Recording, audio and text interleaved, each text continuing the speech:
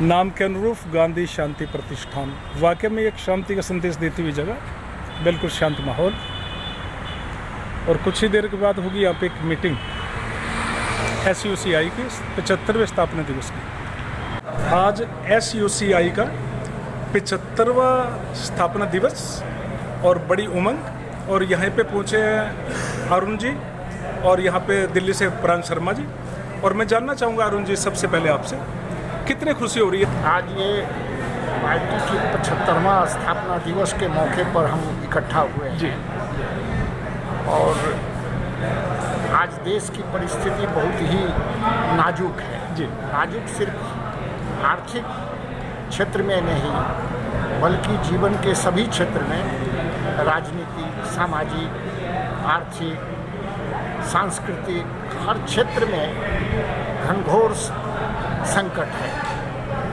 और इस संकट में हम लोग यहाँ महंगाई प्रतिदिन बढ़ रही है, चीज़ों के दाम, पेट्रोल के दाम, खाद्यान्न के दाम, हर चीज़ के दाम लगातार बढ़ रहे हैं। समाज के अंदर में जो भाईचारा है वो भाईचारा को तोड़ने की लगातार कोशिश चल रही है जी।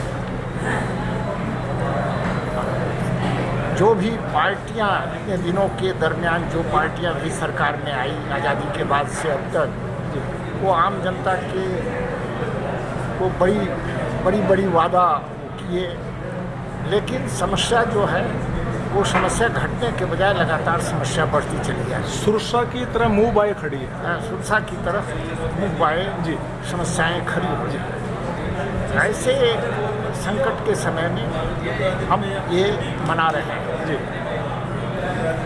1948 में, आज से 75 वर्ष पहले जब देश आज़ाद हुआ था जी, तो सर्वहारा के महान नेता कॉमरेड शिवदास बोस, जो SUCI कम्युनिस्ट के संस्थापक हैं, वो उस समय अनुशीलन समिति में थे। आज़ादी के पहले अनुशीलन समिति में थे और उन्होंने ये महसूस किया कि ये आज़ादी जो देश जो आज़ाद होने जा रहा है, इसका पूरा फायदा पूंजीपति वर्ग उठा रहा है और ये पूंजीपति वर्ग के हित में ये सारी आज़ादी का फायदा उनके पक्ष में जा रहा है। और इसका कारण यही है कि इस देश में मजदूर वर्ग की, मेहनत कश वर्ग की या आम जनता की क्रांतिकारी पार्टी का अभाव है।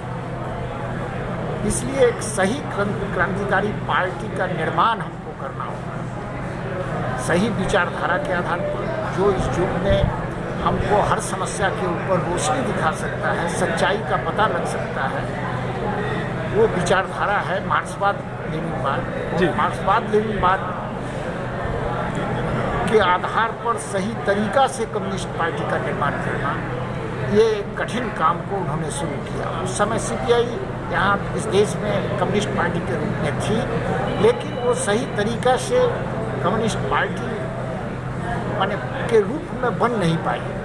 उसके लोग त्याग किए थे, बलिदानी थे, कष्ट झेले थे, लेकिन वो सही प्रक्रिया, जो पार्टी बनाने के लिए जो सही प्रक्रिया है,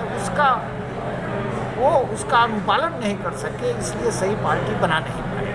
इसीलिए ये कठिन काम को उन्होंने शुरू किया और कुछ मुट्ठी भर लोगों के साथ शुरू करके आज ये पार्टी, SUCI पार्टी, देश के प्राय 26 प्रांत में, ये छोटा या बड़ा आकार में देश के विभिन्न हिस्सों में ये पार्टी काम कर रही है, जनता के सवालों को लेकर के आंदोलन कर रही है।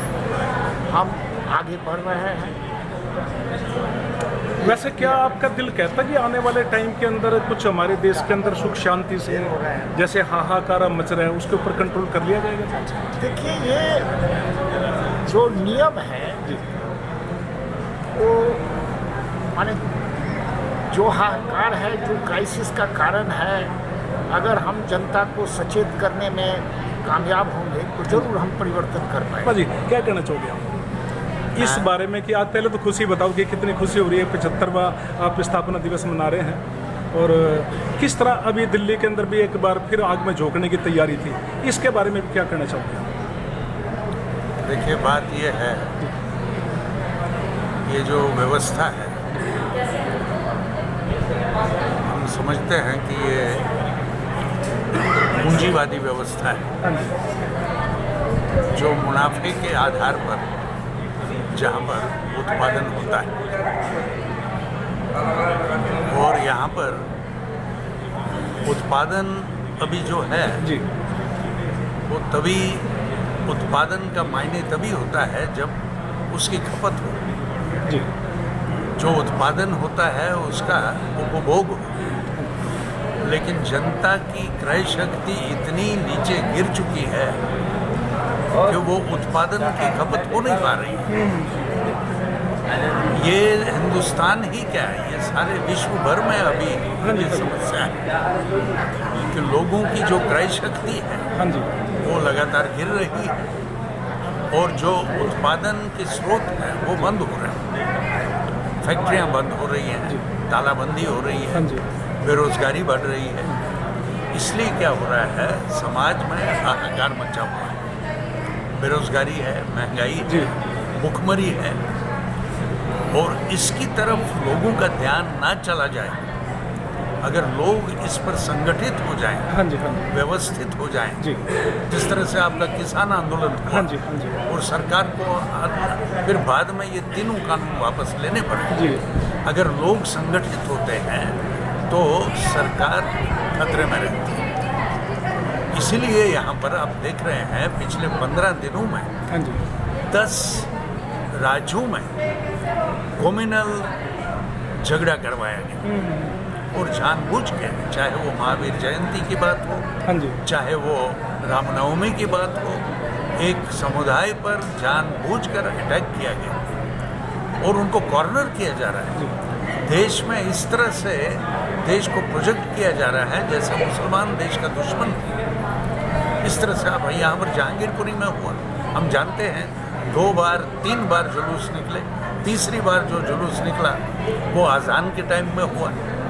उस समय अजान के टाइम पर तलवारें लेके, खंजर लेके, छुरे लेके और बद्दी गालियां देते हुए मस्जिद के सामने अजान के टाइम वो जानबूझ कर खड़े हो गए और नारेबाजी करते रहे और मजबूर किया उनको डिफेंड करने के लिए।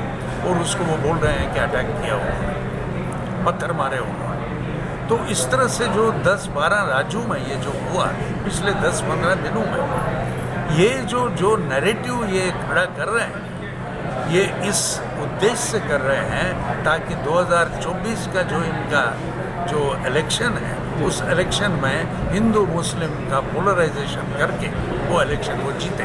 ये प्यार से मतलब कि आने वाला टाइम प्यार से गुजरे, क्या संदेश देना चाहोगे हिंदू मुस्लिम सिख ईसाई सभी धर्मों के लोगों को? इसके लिए ये जो साजिश है, रूलिंग क्लास की साजिश है कि लोगों का ध्यान ये जो अभी मौजूदा हालत है उसकी तरफ ना चला जाए। जी, ये जो साजिश है इसको बेनकाब करना होगा, लोगों को इकट्ठे होके बेनकाब करना होगा और अपनी एकता को कायम रखना होगा और असली मुद्दों पर जो बेरोजगारी का मुद्दा है, महंगाई का मुद्दा है, भुखमरी का मुद्दा है, उस पर एक सेक्युलर और डेमोक्रेटिक आंदोलन खड़ा करना होगा लोगों को।